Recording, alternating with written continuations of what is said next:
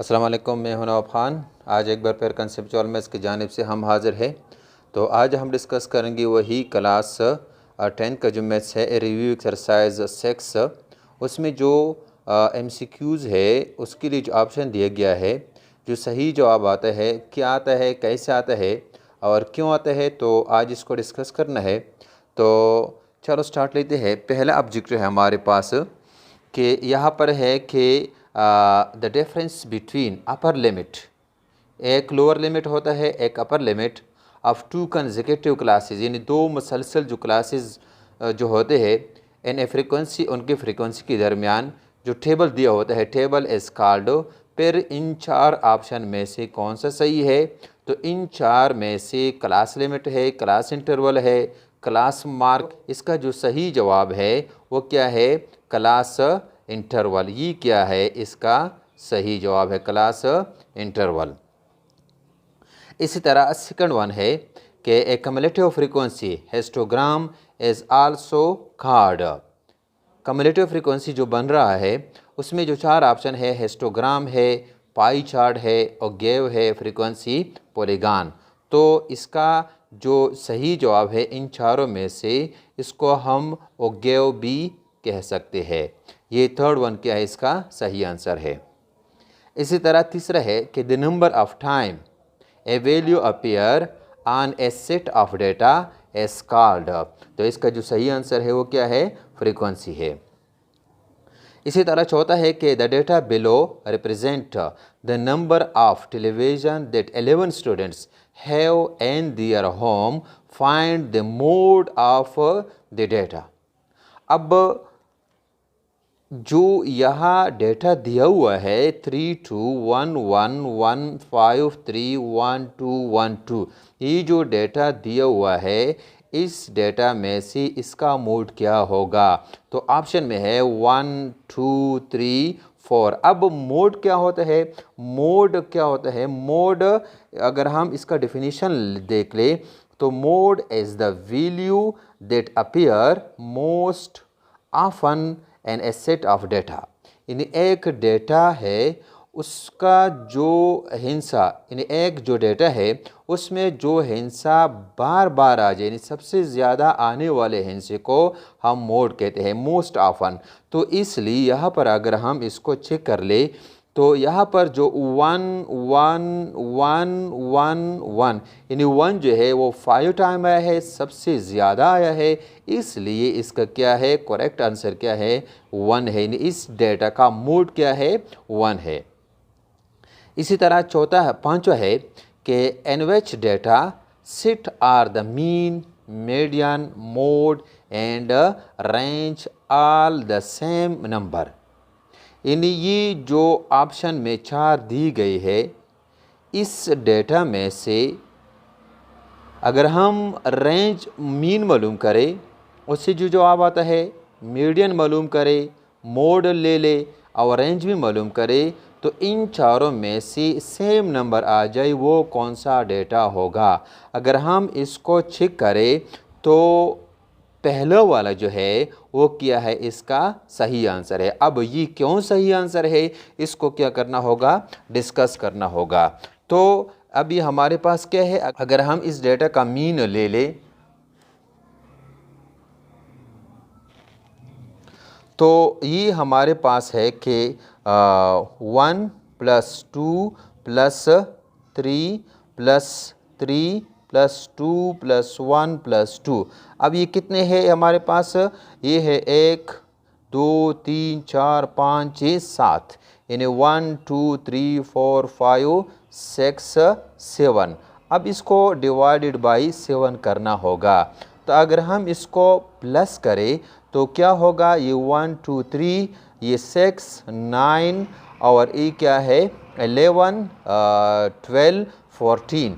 तो इसका जो समेशन है वो क्या है? 14 divided by 7, so this is equal to 2। यानी इसका जो मीन आता है वो 2 के बराबर है। अब इसका अगर हम मीडियन मालूम करें तो मीडियन क्या है? इसी डेटा को अगर हम रीअरेंज करें तो ये क्या होगा? ये मीडियन के लिए रीअरेंज करने से क्या होगा? ये 1 है, दोबारा ये 1 होगा, फिर क्या है 2 जो है वो 3 टाइम है, 2 2 एंड 2, इसके बाद क्या है 3 एंड 3, कितने हो गए 1 2 3 4 5 6 7। अब मीडियन मालूम करना है, तो मीडियन के लिए रीअरेंज करने के बाद ये 3 और 3 जो सेंटर वाला फिगर है वो क्या है इसका 2 क्या है इसका मीडियन है। इसी तरह अगर हम इसका मोड मालूम करें तो मोड भी वो फिगर होता है जो इसी डेटा में क्या है बार बार आ जाए, उसको हम मोड कहते हैं। इसलिए 2 जो है वो 3 टाइम आया है, इसका मोड भी क्या है वो भी 2 है, यानी मीडियन भी 2 है और मोड भी 2 है। और इसके अलावा अगर हम इसका क्या मालूम करें रेंज मालूम करें, तो रेंज क्या होता है, रेंज हमारे पास एक डेटा का जो लार्जेस्ट वैल्यू होता है, जिस तरह हमारे पास यहाँ लार्जेस्ट वैल्यू क्या है 3 है, और इसके बाद जो स्मॉलेस्ट वैल्यू होता है वो हमारे पास क्या है 1 है। अगर हम इसको माइनस करें इससे तो इससे आ जाएगा आंसर 2। तो इसका मतलब ये हुआ कि इस डेटा में से यानी 1 2 3 3 2 1 2 से हमने मालूम किया मीन, उसका आंसर आ गया 2। फिर हमने मालूम किया मीडियन, उससे आ गया आंसर 2। फिर हमने मालूम किया मोड, आंसर आ गया 2। फिर क्या है रेंज, आंसर आ गया 2। तो इसका मतलब ये हुआ कि ये जो डेटा है इससे एक नंबर ही आता है, सेम नंबर आता है, इसलिए इसका आंसर फर्स्ट वन क्या है करेक्ट है।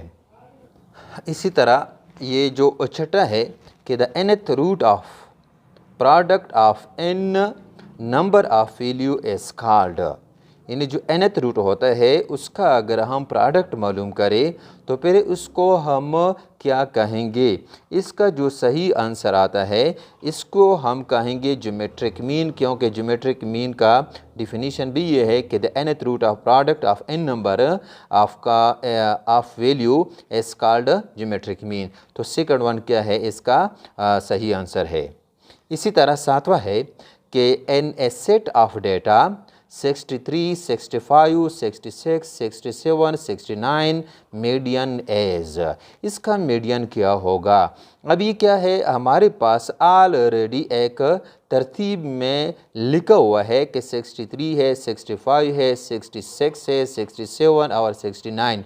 तो मीडियन क्या होता है, मीडियन अगर हम इसको रीअरेंज करें, पहले से भी रीअरेंज है, अब यहाँ पर क्या है 63 63 65 एक तरफ हो गई, 67 69 दूसरी तरफ है, सेंटर वाला जो हिस्सा है वो क्या है इसका 66 है, इसलिए इसका जो सही आंसर है वो क्या है 66 है। इसी तरह आठवां है इन ए सेट ऑफ डेटा, ये 41, 43, 47, 51, 57, 52, 59 मीडियन एज। अब ये जो डेटा दिया हुआ है कि हमारे पास है 41 है, ये है 43 और 47, ये 51, 57, 52 एंड 59। तो ये जो डेटा दिया हुआ है, अब ये क्या है, ये एक आर्डर में नहीं है, इसको सबसे पहले हम असेंडिंग या डिसेंडिंग आर्डर में लिखेंगे। तो इसको अगर हम लिख लें क्या है 41, 41 के बाद आता है 43, फिर इसके बाद आता है 47, 47 के बाद आएगा 51, 51 के बाद आएगा यहाँ पर ही क्या है 52 होगा, फिर इसके बाद क्या है ये 57, इसके बाद है 59। अब इसको हमने रीअरेंज किया। अब हमने मालूम करना है इसी डेटा के लिए क्या मालूम करना है, मीडियन मालूम करना है। तो मीडियन के लिए कितने एलिमेंट्स है 1 2 3 4 5 6 7, ये आड नंबर है, तो आड नंबर 7 डिवाइडेड बाई 2 ये 3.5, यानी इसका मतलब है कि 3 एक तरफ हो गए, 3 दूसरी तरफ को हो गए। तो जो सेंटर वाला फिगर है यानी 51 वो क्या है इसका सही आंसर है। तो लिहाजा इसी ऑब्जेक्टिव का जो सही आंसर है वो क्या है 51 है। ये 47 47 नन ऑफ दीज, तो इसका सही आंसर क्या है 51 है। एक रिक्वेस्ट है लास्ट में कि अगर आप कंसेप्चुअल मैथ्स की जानिब से जो चैनल बना हुआ है इसको आप सब्सक्राइब करें, लाइक करें, तो आप लोगों की बड़ी मेहरबानी होगी। तो इंशाल्लाह नेक्स्ट वीडियो में हम दोबारा हाज़िर होंगे। ओके, खुदा हाफिज़।